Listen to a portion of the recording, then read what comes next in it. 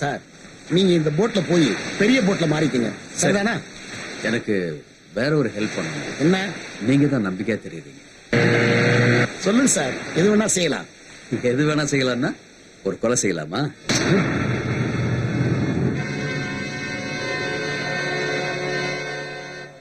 Sorry sir, பெண்களையும் குழந்தைகளையும் கொலை பண்ண மாட்டேன். அது கடல் மாதாவுக்கே அடுக்காது. ஐயோ, நான் அந்த மாதிரி சொல்லல. காலேஜில் படிக்கிற ஒருத்தன் ரொம்ப தொல்லை கொடுக்குறான், அவனை முடிக்கணும்.